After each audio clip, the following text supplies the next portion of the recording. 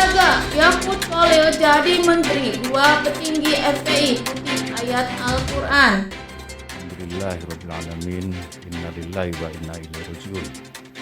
Bapak Ibu sekalian, ketika pertama kali saya mendapatkan berita bahwa saya harus menerima amanah sebagai salah satu pembantu Bapak Presiden dan Wakil Presiden di kabinet ini sebagai Menteri Agama, tentu yang saya rasakan adalah kaget. Karena dalam mimpi yang paling liar saya tidak pernah membayangkan menjadi Menteri Agama. Dan tentunya dalam konteks ini tugas dan amanah yang disampaikan oleh Bapak Presiden dan Bapak Wakil Presiden teramat sangat berat. Karena kebangkitan bangsa Indonesia untuk pulih dari COVID-19 dan melanjutkan agenda pembangunan terutama di sektor pariwisata dan ekonomi kreatif akan sangat bergantung pada pemulihan kesehatan dari sisi COVID-19 dengan upaya kita menerapkan protokol kesehatan yang ketat dan disiplin.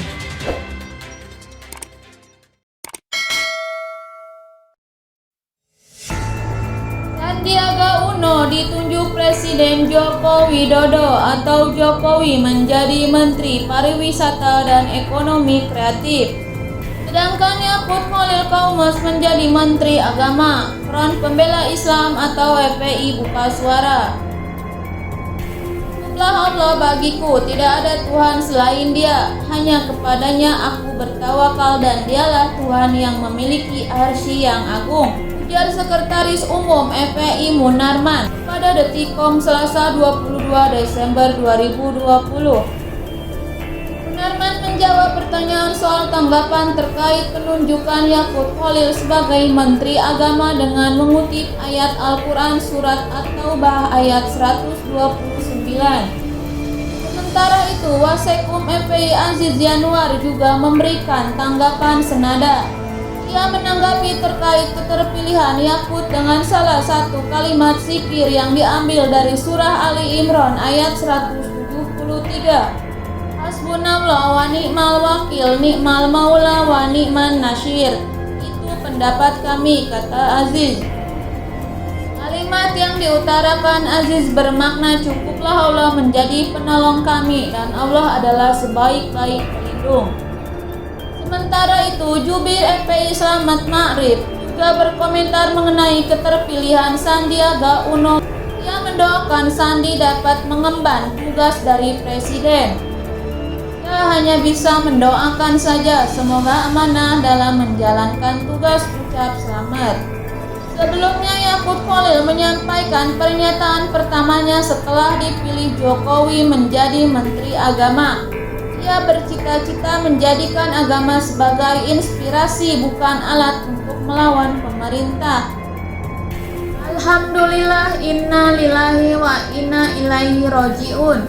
Bapak Ibu sekalian, ketika pertama kali saya mendapatkan berita bahwa saya harus menerima amanah sebagai salah satu pembantu Bapak Presiden, Bapak Wakil Presiden di kabinet ini sebagai Menteri Agama, itu yang saya rasakan adalah kaget, kata Yakut dalam sambutan yang disiarkan YouTube Setpes Selasa 22 Desember 2020. Yakut mengaku dalam mimpi paling liarnya tidak pernah dia membayangkan menjadi Menteri Agama. Tapi kata Ketum GP Ansor itu, dia akan mewakafkan seluruh hidupnya untuk tugas dan amanah yang sudah diberikan. Yakut Khalil Kaumas mengaku akan melakukan apa yang paling baik untuk bangsa dan negara ini sebagai menag.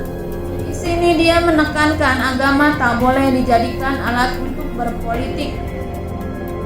Sementara itu, Sandiaga Uno berbicara terkait amanah dan tugas yang diberikan kepadanya dari Presiden Joko Widodo.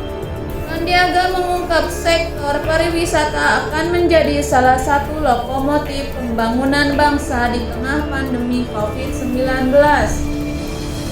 Pasalnya Sandiaga mengungkap dirinya mendapatkan amanah dan tugas dari Jokowi untuk meningkatkan pariwisata di tengah pandemi COVID-19. Tentunya dalam konteks ini tugas dan amanah yang disampaikan oleh Bapak Presiden dan Bapak Wakil Presiden teramat sangat berat. Karena kebangkitan bangsa Indonesia untuk pulih dari COVID-19 dan melanjutkan agenda pembangunan terutama di sektor pariwisata dan ekonomi kreatif akan sangat bergantung pada pemulihan kesehatan dari sisi COVID-19 dengan upaya kita menerapkan protokol kesehatan yang ketat dan disiplin. Kata Sandiaga di Istana Negara Selasa 22 Desember 2020. Kedua, tentunya adalah jutaan lapangan pekerjaan di sektor pariwisata dan ekonomi kreatif berjumlah belasan mungkin puluhan juta yang mesti kita selamatkan. Adapun sektor pariwisata dan ekonomi kreatif ini akan jadi lokomotif pasca pandemi COVID-19 untuk kita melanjutkan agenda-agenda pembangunan di sekitar ini untuk terus membuka lapangan kerja seluas-luasnya menghadirkan kesejahteraan pada rakyat masyarakat Indonesia, ucapnya.